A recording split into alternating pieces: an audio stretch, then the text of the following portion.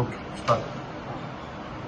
नितेश राणे यांना सिंधुदुर्ग येथील जिल्हा व सत्र न्यायाधीश यांनी जी शिक्षा सुनावली होती त्या शिक्षेच्या विरुद्ध नितेश राणे यांच्यामार्फत मुंबई येथील उच्च न्यायालयात कोल्हापूर सर्किट बेंचसमोर अपील दाखल करण्यात आलं होतं. त्या अपिलाची आज सुनावणी झाली आणि अपिलाच्या सुनावणीमध्ये नितेश राणे यांना झालेल्या शिक्षेला स्थगिती मिळावी, त्यांना 1 महिना कारावासाची जी शिक्षा झाली होती तो कारावास भोगण्याला शिक्षेला स्थगिती मिळावी असा अर्ज केला होता.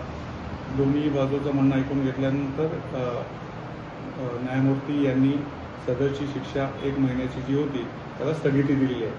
त्यामुळे पहिला जो भाग होता की शिक्षेला स्थगिती घेणं हा न्यायालयाने मंजूर केलेला आहे आणि त्याप्रमाणे शिक्षेला स्थगिती मिळाली आहे.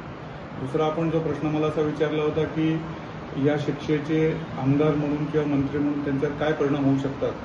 मी अतिशय स्पष्टपणे सांगतो की रिप्रेझेंटेशन ऑफ पीपल ॲक्टचं कलम 8 जे आहे त्या 8मध्ये डिस्क्वालिफिकेशन्स दिलेली आहेत आणि या डिस्क्वालिफिकेशन्समध्ये तर एखाद्या व्यक्तीला 2 वर्ष किंवा त्यापेक्षा जास्त पिरियडकरता कारावासाची जर शिक्षा झाली तर आणि तरच तो डिस्क्वालिफाय होऊ शकतो.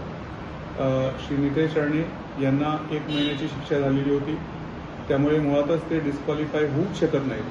त्यामुळे अदरवाईज सुद्धा त्यांना ह्या डिस्क्वालिफिकेशन या शिक्षेमुळे जाऊ शकलं नसतं आणि त्यातून परत न्यायालयाने आता याला स्थगिती दिल्यामुळे आता सध्या तरी ते मॅटर इथे थांबलेलं आहे. या अपिलावरती ज्यावेळी सुनावणी होईल त्यावेळी बाकीच्या गोष्टी स्पष्ट होतील.